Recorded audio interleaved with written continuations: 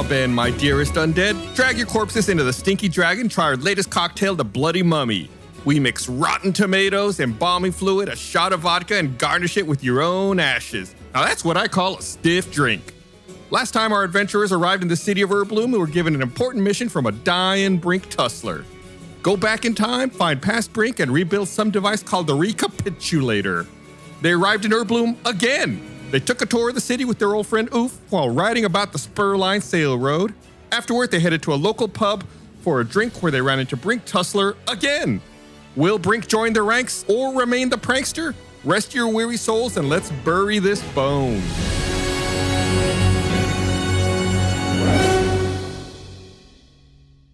Hello, everyone. Welcome to Tales from the Stinky Dragon. Good morning. Good morning. Wah, wah, wah, wah. Good morning.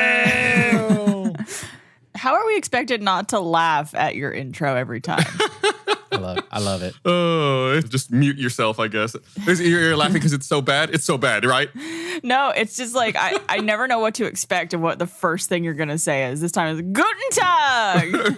Guten Abend. Also, what's that character that you're playing? And is that a character that we've encountered, or is this just the narrator? That's actually a good question. So when we were coming up with names for this show, we settled on Tales from the Stinky Dragon, and we envisioned the Stinky Dragon as a tavern, as kind of like a hub for all of the different stories that can be told in this universe. So the voice you hear is the bartender in the Stinky Dragon being an actual like tavern. So that's the bartender who's telling the story to someone who's sitting at the bar. And so your story, the campaign you're playing, is a story being told in the Stinky Dragon. It's the stuff of legends. Yes. So yeah, from a metagaming perspective, it's been abstracted. I see. Love it. I want to point out I like whenever Gus says, that's a good question, because I feel like I did good, and it's kind of like a Pavlovian response. I go, Yeah, it's like he a starts parent's approval. Salivating. I start salivating. I can't stop. It's just one of those things I wasn't sure if we'd ever discussed before. And if you want to get super meta, we did a live stream series on roosterteeth.com that the ending ended up with us starting a bar called the Stinky Dragon. Oh, that's right. Yeah, the previous campaign. Yeah. Mm-hmm. But you all are still creating the legend. You're still weaving the tale that's being told at the Stinky Dragon, even to this day. Well, lucky for them, we don't know how to sew or weave. It's time to get down to business. To defeat the Huns. I was thinking the exact same thing, John. So Brink Tussler and the Everguards are standing in front of you all, and you all need to roll initiative. Go ahead and roll that initiative. 11.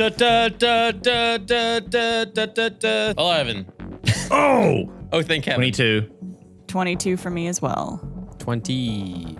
Nope, 18. I was looking at Gum Gums. I see an 18 from you, Mud. Why is Gum Gum rolling again? What are you doing, Gum Gum? Because we had the same. Nope. No, you didn't. You had 20. He had 18. For those listeners at home, it is early morning by our standards. It's not. It's 9:45. Okay, That's not It's early really morning. not. Yeah, John's been up since, I don't know, 5 a.m. This 6. This is halfway through his day. John's eating lunch right now. I'm actually really hungry. I could go for some lunch.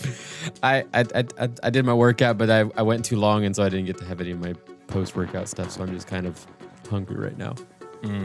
Angry. Bart, Brink Tussler is standing up in front of Kyborg, who pulled the door open, and the Everguards are with him.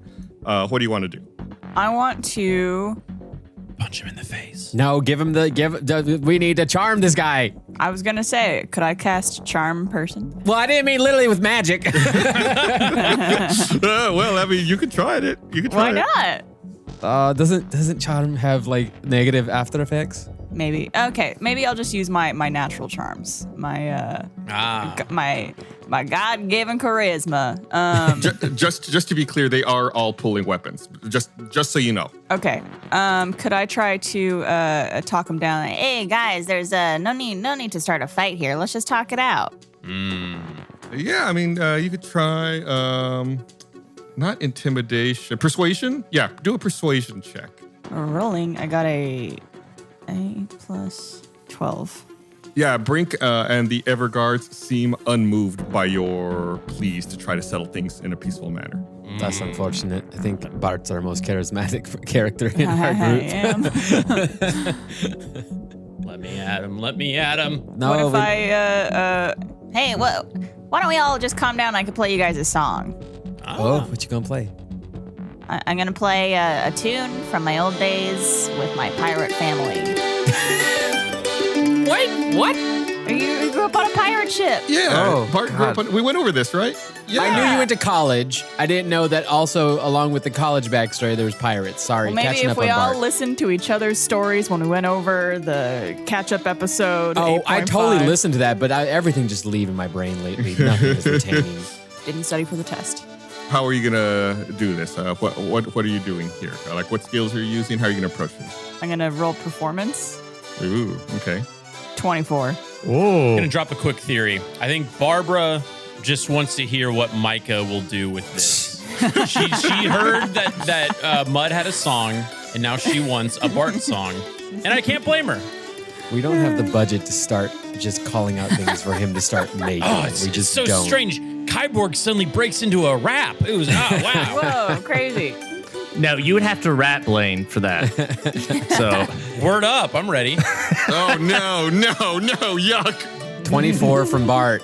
24 performance. Okay, they all kind of exchange glances with each other and look at you, not sure what to make of the spontaneous performance that has But they love it. manifested in front of them. But they love it. Man, remember when Bart died playing guitar? You see one of them maybe tapping their foot a little bit. It was the most rock and roll thing ever when he died playing music. The day the music died. Gum. okay, so how many guards are there? So it's Brink and 4 Everguards with him. So for a total of 5 people. Okay, All right, how many can Gum Gum hug at the same time? I want to go to Brink and give him a big hug Called it. Oh, no. and be like, I don't want to fight you. Give me a hug. There's nothing that we can't work out with hugs. Is that a grapple? Yeah, if you want to hug someone, it would be a grapple. Okay. Does that do damage? No, it just Okay. restrains them.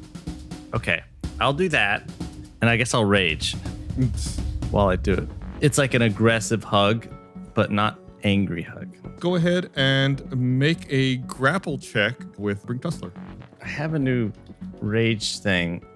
I don't think Gum Gum knows this, but I know it. It's where I roll a random thing whenever I rage. Oh, right. Yeah, is that a Wild Surge? Yeah, Wild Surge. Do you have that table in front of you? Yeah. Okay, go ahead and roll it. It's a 4. 4. Not bad, not bad. Magic infuses one weapon of your choice that you're holding. Until your rage ends, the weapon's damage type changes to force, and it gains the light and thrown properties with a normal range of 20 feet and a long range of 60 feet. If the weapon leaves your hand, the weapon reappears in your hand at the end of the current turn. Oh, that's pretty cool. I don't think Gum Gum knows it even happened. Yeah, his weapon feels lighter. I think that would be Yeah. the thing he would realize. Yeah. All right, so go ahead and make a strength, an athletics check, 19? 19, that's pretty good. Brink gets to make his own Pretty strong. against you. He fails because he's weak. Oh, 17. He had a really good roll. He rolled a 17, but Gum Gum with a 19 does overpower him. So, yeah, you've got Brink Tussler in your arms, and you're giving him a big old hug. Are you going to whisper anything into his ear while you're doing that? Please don't fight us. That's creepy. Mud. They're holding weapons? Yes, they have drawn their weapons. What are their weapons? Swords? What they draw them with? I believe they're swords. Let me double check. Crayons. Good, nice. That's a good one. Short swords. Okay. I guess pick one of them and I cast heat metal on the sword to Ooh, try to get him to drop the sword. that's a very handy spell. Yeah. It causes the object to glow red hot, and if they are in physical contact with it, they take 2d8 fire damage. The creature must succeed on a Constitution saving throw or drop the object if it can. So it's like if they want to keep holding on to it, they have to do a Constitution saving throw, or they have to drop it. Okay, I see. Yes, so they do drop their weapon. Yeah. And then there's things that happens if they keep holding on to it that give them disadvantage. So he takes the damage, drops the sword. So one of the Everguards, their short sword begins glowing red hot, and you hear the hiss of the skin on their hand burning as they drop the short sword out of their hands. It's like the beginning of Raiders of the Lost Ark when the guy grabs the amulet. That's a good one, Mud. Brink's going to try to wiggle out of this grapple that he is in. So go ahead and make an athletics check, Gum Gum. Come on, Gum Gum. Hold him tight. Oh, I got an 8. 7. Yes! No, I think he has a +1 because he's doing it dexterity based with double checking. Yeah, he has a +1, so it's an 8. Is this a tie? So we roll off. It's a roll-off, folks! So roll again, Gum Gum. Come on. Come on, Gum Gum. 13. Oh. 6. Yes! Nice. Brink Tussler's like wriggling in your arms trying to get free, but he can't quite seem to break out.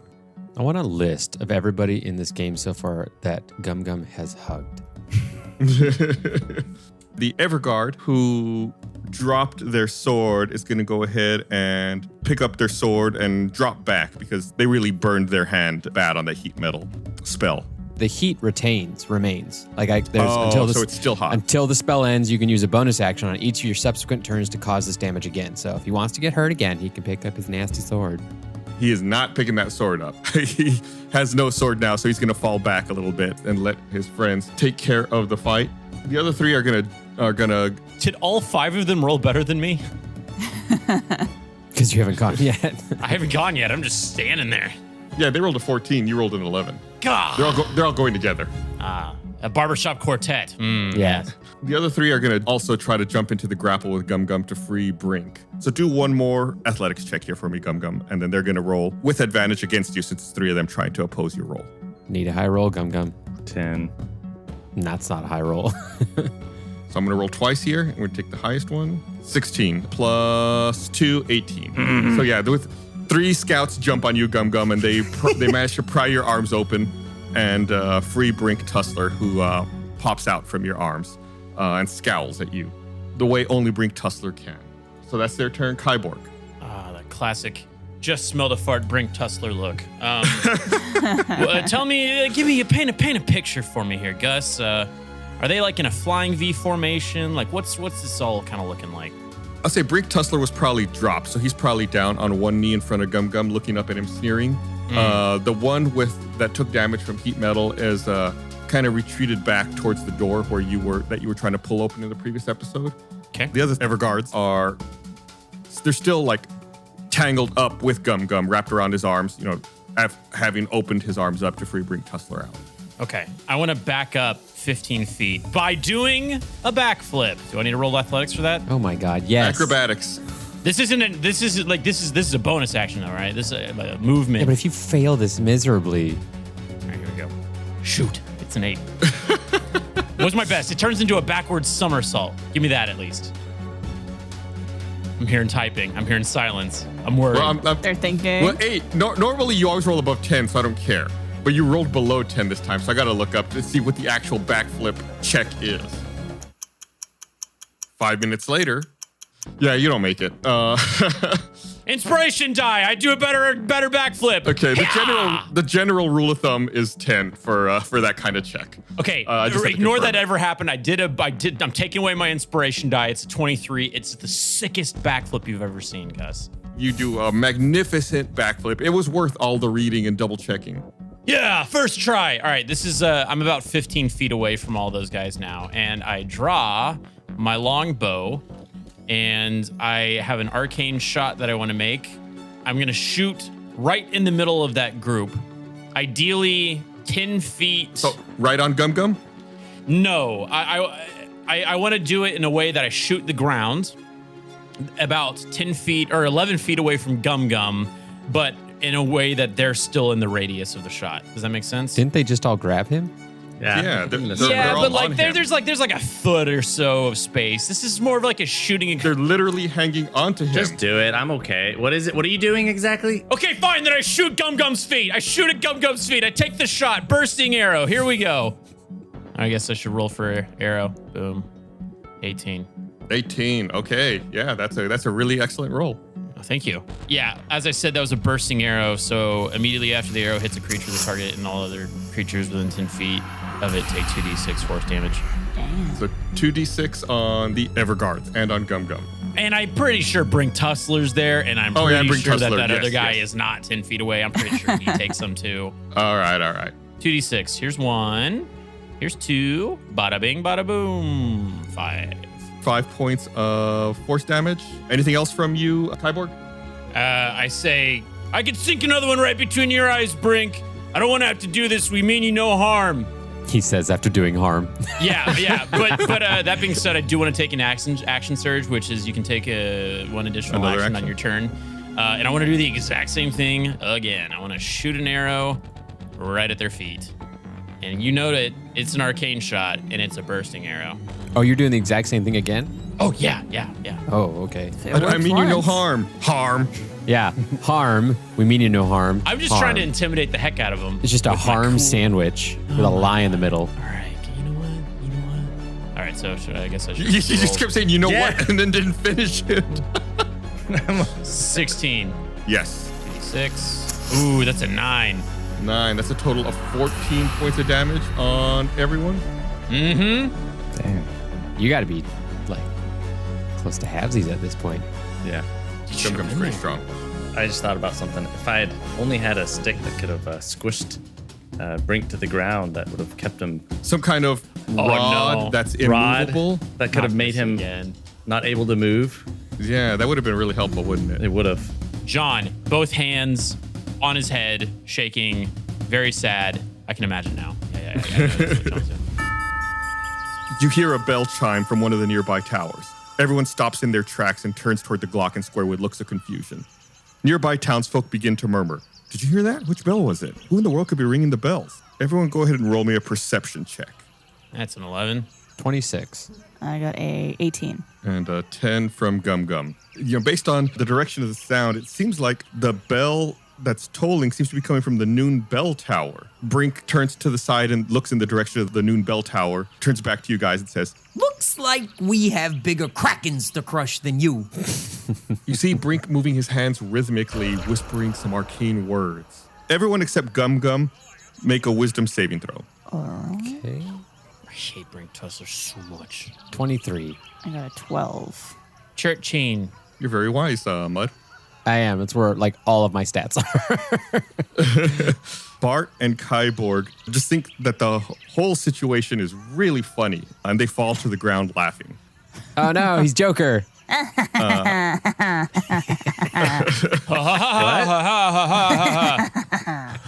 Everyone's laughing? The two of them are Just laughing. they are, yeah. Mud felt like something funny was happening, but it didn't make him laugh. Gum-Gum, you don't know why everyone's laughing. It's a mystery to you. Yeah.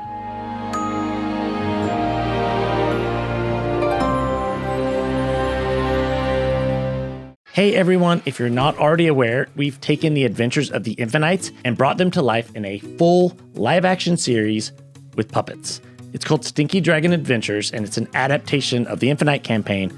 We've got 8 full episodes packed with original stories with new and familiar characters. It's everything you love about the podcast, but now you can see the chaos unfold in a whole new way. You can watch all 8 episodes of Stinky Dragon Adventures on our Patreon at stinkydragonpod.com. By signing up, you also get access to stuff like Baldur's Gate 3 gameplay videos where we roleplay as the Infinites, D&D one-shots with wild new characters and stories, and behind-the-scenes content, bonus episodes, a whole lot more. So if you're enjoying Stinky Dragon and want to support what we're making, from puppets to podcasts to video games, head over to stinkydragonpod.com and please sign up today. It really helps. Thank you so much.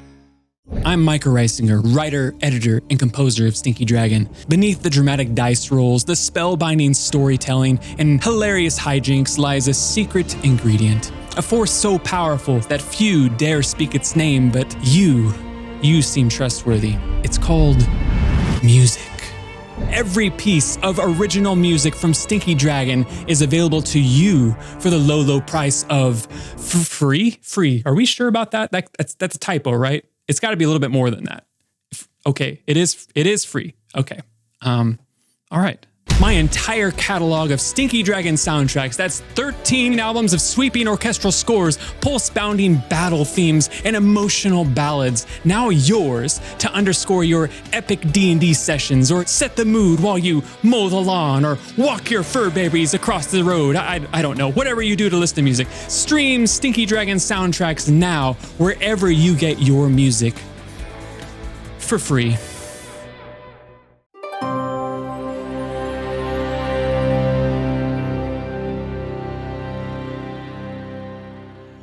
Brink turns to the Everguards and says, All right, boys, to the Glocken Tower in pronto. Brink and the Everguards disengage and they bolt northward towards the city's central courtyard. That's right. You better run. My insides hurt. You hear the bell tower ring again, but this time it's accompanied by music. It sounds like someone is strumming a lute from high above. Out of the ground, a radiant wall of emerald energy rises and surrounds the entire Glocken Square. The Everguards pause at the courtyard's now emerald threshold.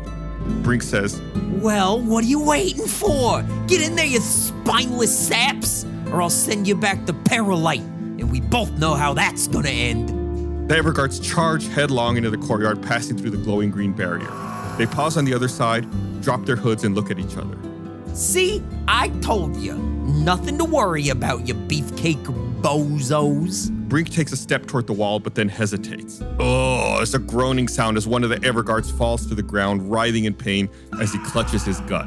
Another one's skin rapidly rots and shrivels across her now sinewy body.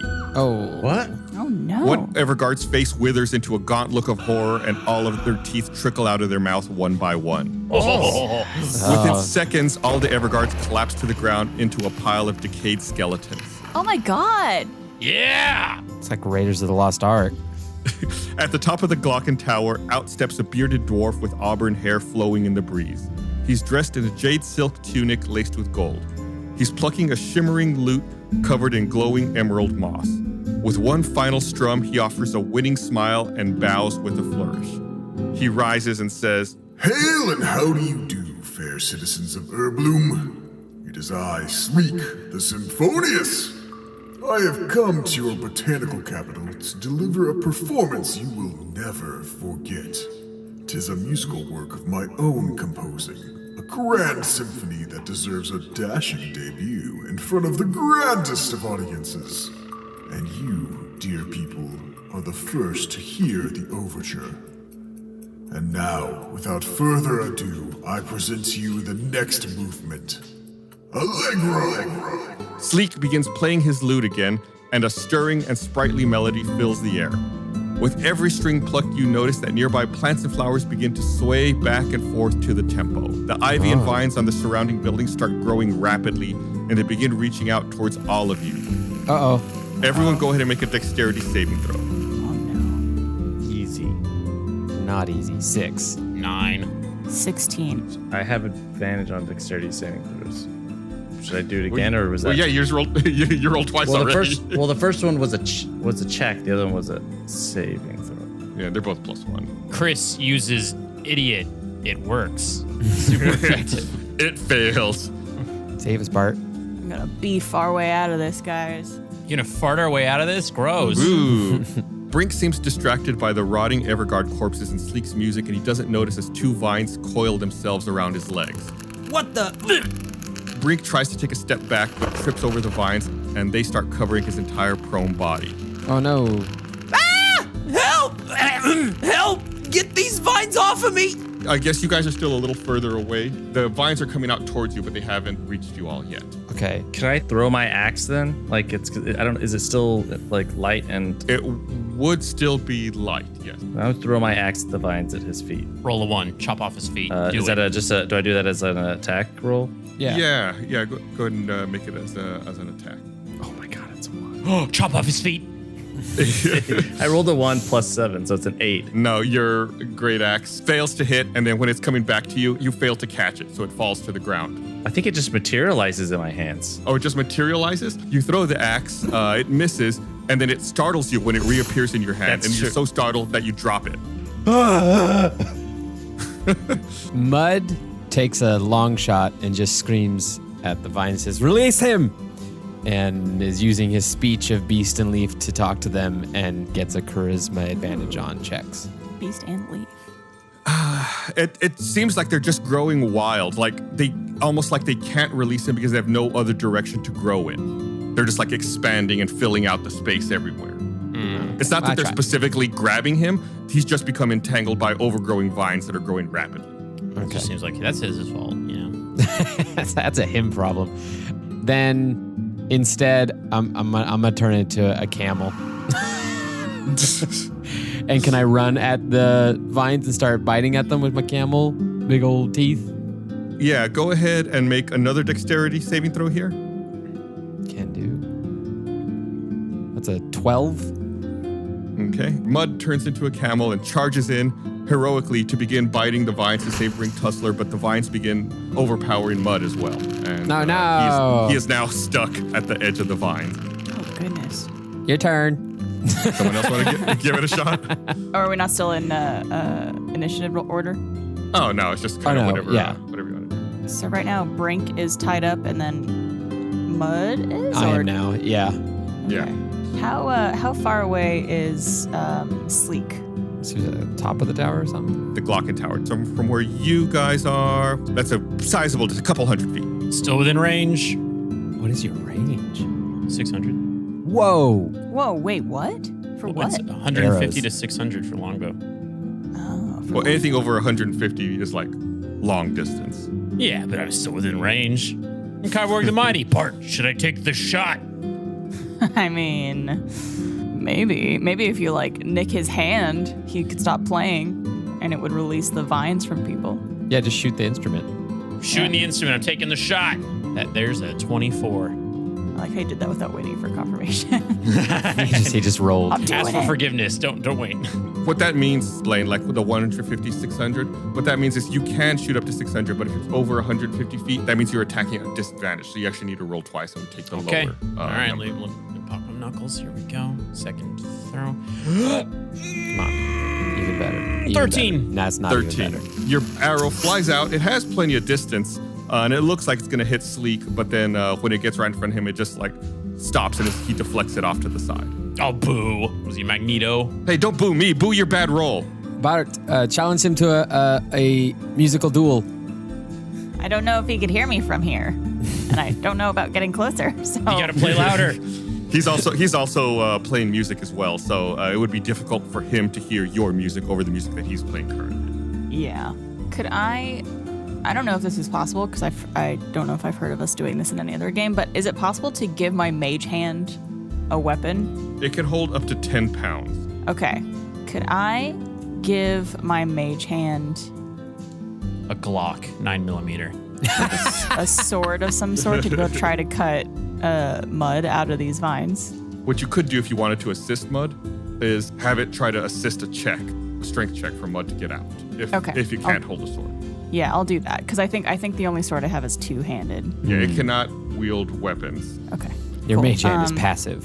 I want my mage hand to go try to help Mud. Okay, so if Mud wants to make like a strength check, he can try to break out. You would have advantage because the hand is helping. Oh, well, I got a 23, so it's pretty good. Okay, yeah, the camel manages to free itself. The mage hand helped. I'm free! Woo! How far am I from Brink? Could I continue my mission of biting? You're pretty close to him. You could try to free him if you want. You could try to take a bite at the vines that are entangling him. Or you could bite him. That's a 14. Yeah, that connects. Go ahead and roll some damage for that. Okay, 1d4 coming right up. Roll. That's a 2. Plus my modifier, so 6. 6 damage to planties. You bite clean through the vines that are entangling Brink Tussler. He's able to quickly get to his feet. He dusts off his cloak, looks up at you with a confused look. What are you looking at? You expect us to be friends now or something? Keep dreaming, you Wimpleton. Oh my God, I hate Brink Tussler. I'm really... Mud the camel is really contemplating just spitting on him as a camel. Do it. Roll for spit. Roll for spit. All right, he's free. Starts withdrawing from the vines and making his way back to the area where you guys are, clear of the vines. And this guy's still just playing up there. Yes. And he's surrounded by an emerald energy barrier that clearly is not good to go through. I mean, maybe. I don't know. You don't know how those guys feel. They look like they're in pain. They look like they died, but maybe it was a pleasant experience. Do you want me to pass through the barrier, Gus? That's totally up to you. You do whatever you want. Okay. Brink didn't go in. Brink decided not to. Could I do like a perception check or some type of check to see if there's like any path towards getting to this guy that doesn't involve going through this barrier or getting eaten by vines? Yeah, go ahead and make a perception check. Go, Bard the Bard. No! I got an 8. It looks like it's pretty impassable to you between the emerald. Well, the emerald field seems like it's solid. In that area, of course, are the vines. Should we try talking to him? He's so far. I don't know if he'll hear us. Do we have any spells that could like project our voices gooder? No. Gooder? All my spells are, I think the max one is 90 feet on my spells. Gotcha. How about I shoot an arrow, you ride the arrow? Who would write the arrow? The 140-pound halfling? 50, 150. I'm very strong. What is your arrow? Everything about me is strong. Everything I possess. Brink Tussler's giving you the stink eye, Kyborg. Oh my god! Oh, I almost want to shoot Brink Tussler. You did a bunch of damage to him. He didn't do anything to you, by the way. I just want to point that out. He got in our way. He drew swords. We tried playing him music. We tried giving him a hug. He didn't back down. I think he was called for it. I'd like to turn to Brink. Can I talk to him? Yeah. Do you have any idea what's going on right now? A talking camel. All I know is that you guys showed up and everything went to hell. What are you guys even doing here? We don't exactly know why we were sent here, but what we do know is that when we got here, we did see our bodies and your body dead already. And then magic happened, and I believe we time traveled. And so I don't think what's happening right now ends well for us. Oh, you must be swimming. How much ale you had before this? You must have been drinking all day there, buddy. I'm a sober person who does not like sober. alcohol, so Your friends just withered like rotten pumpkins, all right? So maybe you should be quiet. And Gum Gum knows what that looks like because he keeps his pumpkins out every Halloween for months on end. Mm-hmm. Yeah. Huh, sounds like a bunch of hoo-ha. And now I think you guys are behind this whole thing. I don't know what hoo-ha is, but we're not. We came to Ürbloom looking for Paralite. I'll tell you what, Bart, why don't you make an intelligence check? Okay. There was none to be found. 11. Something seems different about Brink. He doesn't quite seem the same. Like he's missing something that you used to see, that you kind of associate with him, that you've seen every time you've encountered him in the past. Is this like a physical thing, or is this like a... Yeah, you're not sure. Something's just off with him. It's not quite the same. He's been neutered, yes. Could I use my Ring of Truth on him? Ring of Truth telling? Yes. And just as a reminder for everyone, it gives you advantage checks when trying to figure out if someone's lying to you or not. Yeah. Something seems off about you, bud. Are you the real Brink Tussler? What? Huh? Of course I'm the real Brink Tussler. The one and only. Often imitated, never duplicated. You sure about that? You can roll an insight check with advantage if you want. Okay, we got a 15. Roll again. Now we got a 17. Nice. As far as you can tell, yes, you think that this is indeed the real Brink Tussler that you're talking to. I think we should try pulling at his neck, like, to see if there's a mask. Mud, why don't you roll me an intelligence check? So why? 13. You start to wonder, didn't Brink used to have a flying snake? Oh, he had that flying snake with him when he came through the portal. And it was Good when memory. he was with Paralite. Where's your little friend? Where's your little snake? You see him tear up a little bit unexpectedly. He went missing, okay? I'm looking for him. Do you want us to help you find him? Kyborg, don't you have something that you picked up when you first came to Ürbloom Gus is trying to help so much. before you traveled back in time? Oh yeah, I was given something, right? Was it like a piece of jewelry or something? It's a clock or something. Yeah. Yeah, was it like a stopwatch or something? Boy, I should have written that down. So when you first appeared in Ürbloom, you found your own dead bodies and a dying Brink Tussler who gave you a recapitulator as well as a... He doesn't have it, Gus. He doesn't know what it is. No, I'm looking through in my notes. I did take notes, but I didn't take notes about that. You didn't add it to your inventory? No, I didn't. It was something that Brink Tussler owned that would prove to Brink, past Brink, that future Brink and I were friends. Yeah, what was it? It's jewelry. Some jewelry, note, letter. Snake. Was a snake. Oh, getting warmer. Was the flying snake? Was a flying snake? It's not a flying snake. Is it a ground Cold, snake? cold. warm. Okay. A statue of a snake, a snake action figure. No, cold. Snake skin, fangs, snake. Like a belt, shoes. Are you enjoying yourself right now, Gus? Yes, I'm loving this. I'm absolutely. Is it something made of a snake? No, cold. Ooh, icy. Oh, Is it bigger than a bread box? No. It's small. It's a mouse. Something to feed the snake. Involves the snake, right? Oh, warm. Hot. Okay, guys, come on. Was it like a whistle to call the snake or something? Ooh, very warm. There's a rattle. Snakes love rattles. Rattle? A snake language thing? It was a little dog tag. Yeah, yes. Sorry, I had to search in. My pockets are so deep, the cargo pants. It's a dog tag. Hey, Brink. I got a dog tag, all right? This is from your future self. He looks in confusion at the dog tag you have in your hand, and he reaches around his neck and pulls out the same dog tag and looks at it and looks confused at the one that you have in your hand. Where did you get that? Gum. All right. There was a vision from the future in which I saw everyone dead, and you looked like hell. And you gave this to me so that I could prove to you in the past that we are allies and that we're supposed to be working together. Okay?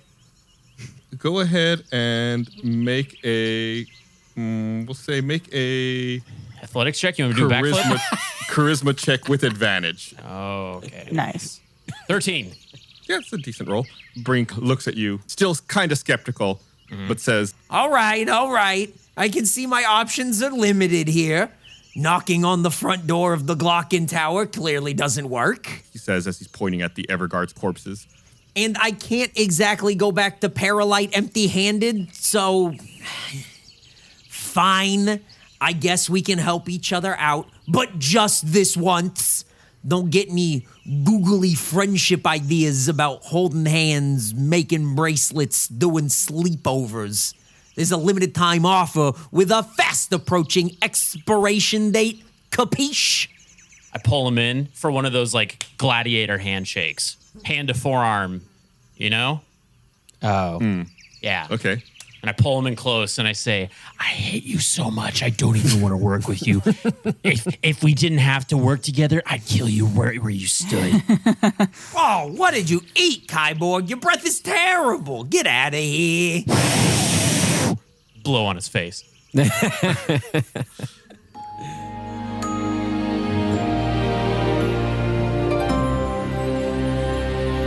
Thank you so much for listening to this episode. We still got a little more episode ahead of you. Just want to take a quick pause and remind you to give us a follow on social media at Stinky Dragon Pod, or send out a tweet or engage with us on social media using hashtag Stinky Dragon Pod. We have a few listeners who've been using the Stinky Dragon Pod hashtag. Thank you so much. Their names have been used as NPCs in the show, like Willow, who's named after Bennett Willow, Amanda, named after the Starbuck 86X, and little baby Pip, named after Pip Punk. Thank you so much for listening to the show and engaging on social media. That's really how podcasts live and dies, by word of mouth. So thank you so much. Hopefully give us a good rating on the platform wherever you listen to this podcast. I've got a bunch of great ones. We'd like to keep adding to the great positive reviews. Did you know that we make a post show for every episode of Tales from Sticky Dragon? It's called Second Wind, and it's where we look at the gaming module to learn how things could have gone differently, what we did right, what we did wrong, and what the heck we were thinking. Here's the clip. Here's how you make a good adventure. Don't just make a dungeon where it's like, oh, here's a trap or here's a monster. Well, why does this room exist? What would be the practical use of this space? Why is it here? There is a metallic, shiny, singing bowl sitting on the table in the middle of the room. It is enchanted to offer a guided sleep meditation to anyone that walks through the door. That's a perfect example. This isn't even meant to be a trap. This is a meditation room, a spiritual room for the people who live in this space that we're traveling through, and it becomes a trap. It's us clashing with something that's already existing, and it makes that world seem so much more flushed out. Wow, I actually sound almost smart there.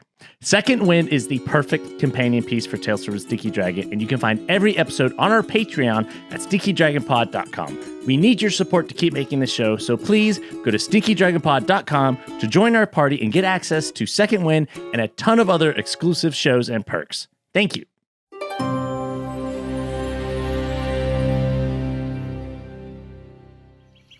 Right, so now we're all working together. We still have a little dwarf who is pulling a poison ivy on us and covering the entire city in vines.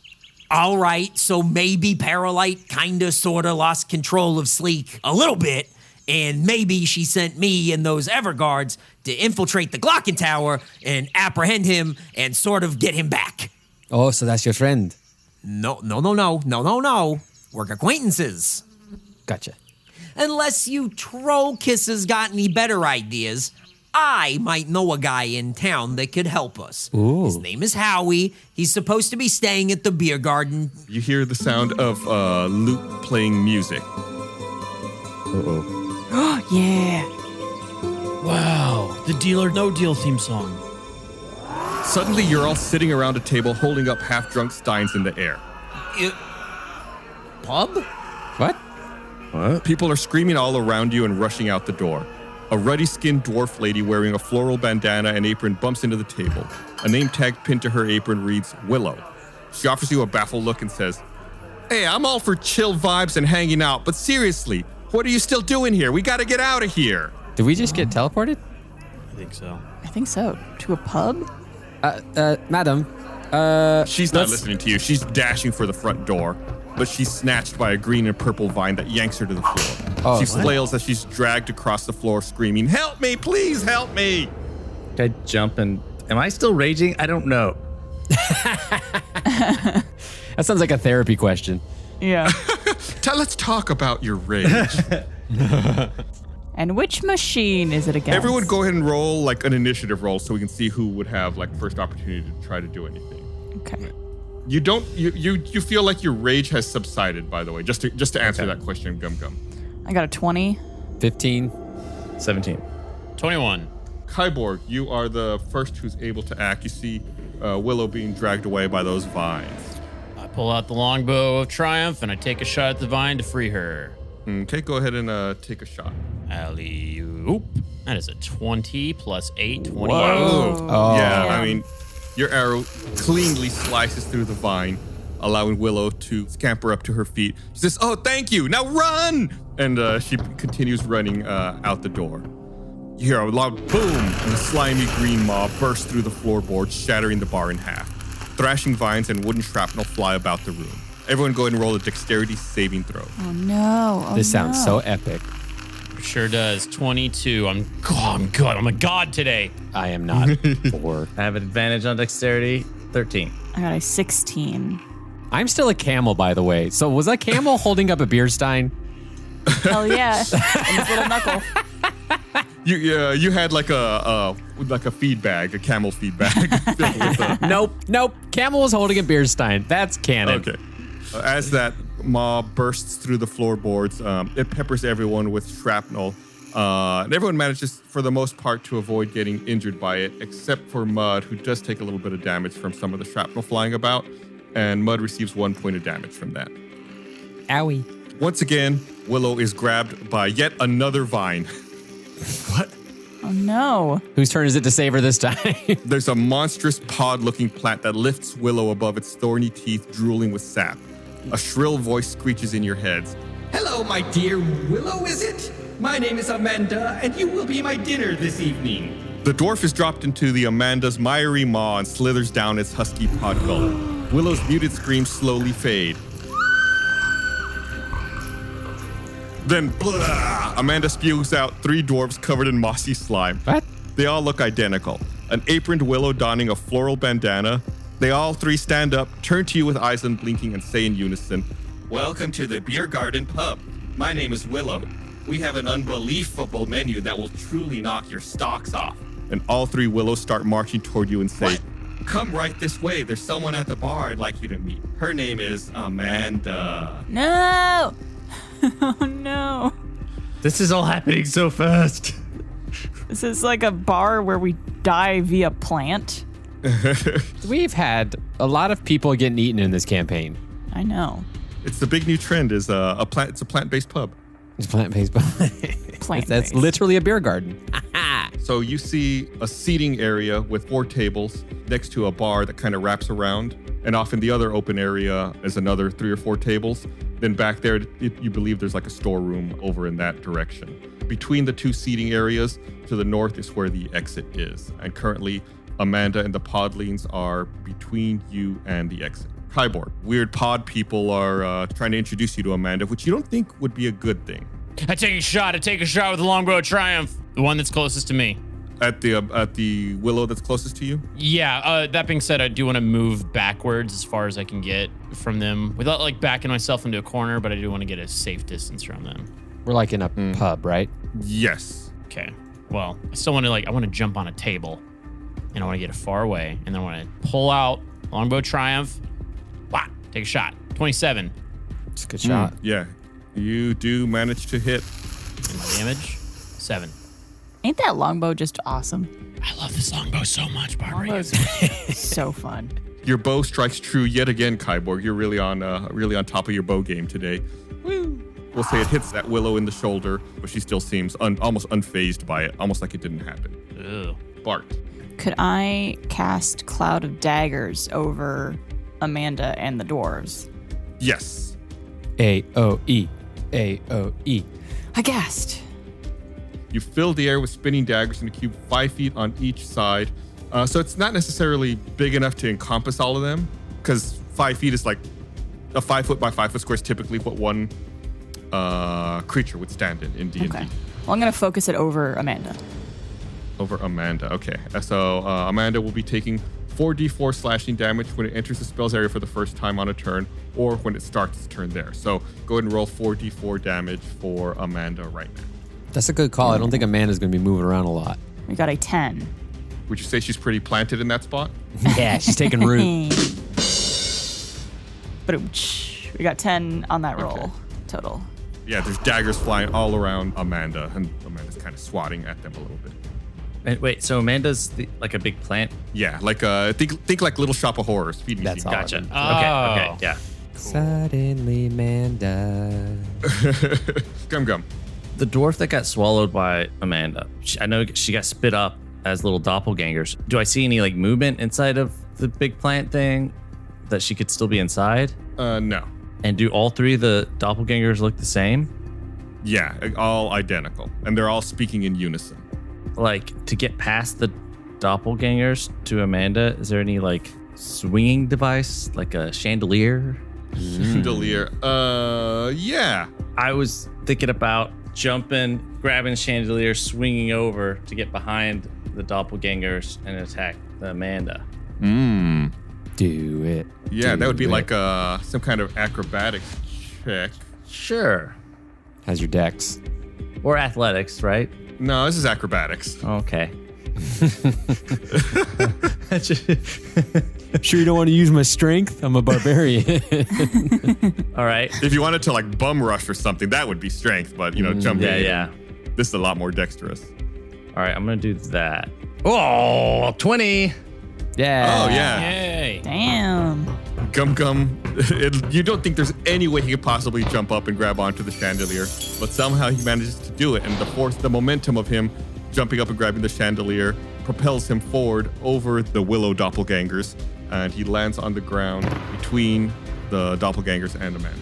While he does that, Mud does the whole Free Willy thing and just points up to him as he travels overhead. Kyborg sheds a single tear and says, so athletic. Acrobatic. So acrobatic.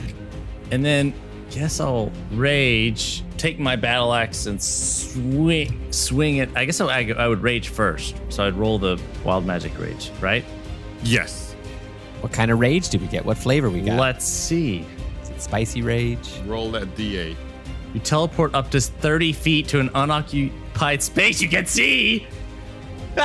You should have raged before you I did know. that. Until your rage ends, you can use this effect again on each of your turns as a bonus action. Okay. No.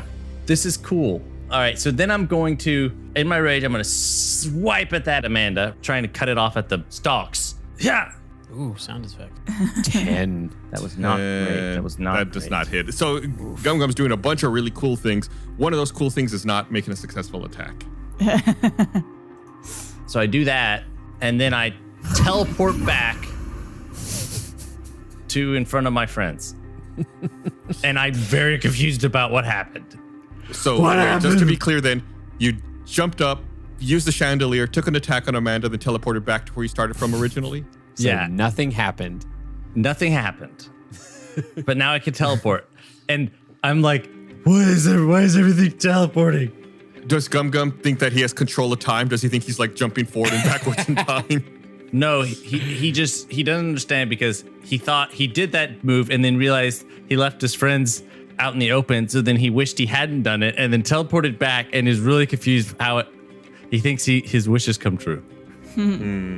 I have a great way of figuring out how we view Gum Gum now. He's Jack Jack from The Incredibles. Yes.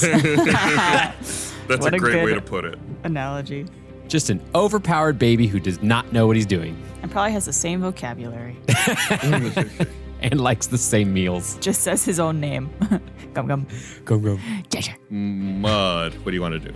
All right, so we've taken a swing at one of the willows. I'm a cam. I was about to cast magic. I'm gonna bite that willow, the one that Kyborg just did some damage to. Shot in the All shoulder. right. Damage. Mud, the camel, trots on over to Willow number 1.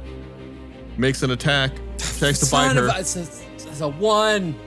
Ooh, Mud bites his own tongue as a camel. He's not quite, he hasn't had gotten the hang of being a camel yet. Ow! You hear a pained bray from the camel. Yeah, that's my turn. I'm just embarrassed. I don't want to do anything else. It's their turn. Amanda lashes out with her vines and makes an attack on each one of you. Is Amanda's last name Hug and Kiss? Nice. Hey. I need Amanda Hug and Kiss. It's a Simpsons joke for you guys. We're gonna get Bart. I got it. I like it. So that's a hit on Bart. The vine lashes out and hits you, doing 12 points of damage. Another vine lashes out in Gum Gum's direction. I am not doing well. So yeah, that is a hit on Gum Gum. Gum Gum takes 11 points of damage. Oh my! What kind of damage is that? Is that bludgeoning? It is slashing. So I think since you're raging, you take half. Yes, thank goodness. Oh, I round up or down? Is that 5 or 6? Down, so 5. So jealous. Okay, another vine lashes out at Kyborg. Ooh, that is definitely a hit. Kyborg takes 1 point of damage. 10 points of damage. No. Mud the camel, you also get an attack. Mm-hmm. Your armor class is 15, right? No, as a camel, it's 9. Oh, so it hits. Stop being a camel. I like being a camel. I thought you were saved, but nope. The camel also gets lashed by a vine and takes 11 points of damage as well. Okay. So since you've been all hit by the vine, you all need to make a grapple check. Grapple check. Oh, 13. 14. 17, and I have advantage, so I'm rolling again. 19. Oh, wait. Dang it. It's 10. Okay, so everyone but Gum Gum is grappled and being held by the vine.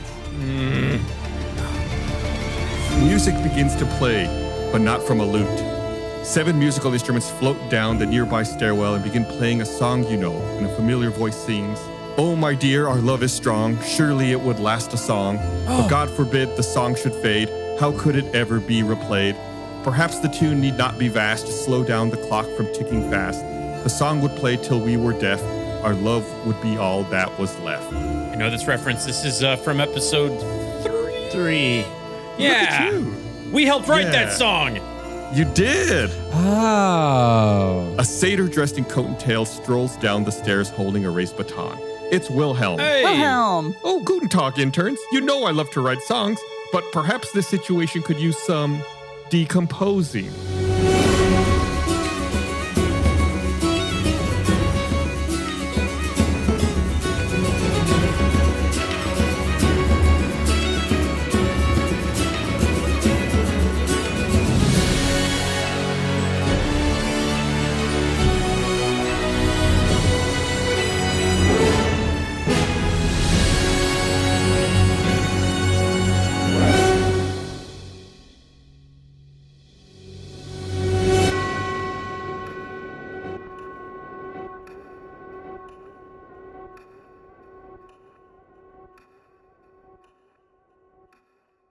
So, thank you for watching this episode of the Infinite Campaign on our YouTube channel. We got episodes coming out every Monday, but we are also available on all major podcast platforms, so you could watch the entire show start to finish on Apple and Spotify and wherever you find podcasts. We also have an ad-free version of the show. It's at our Patreon. That's stinkydragonpod.com. So go check us out.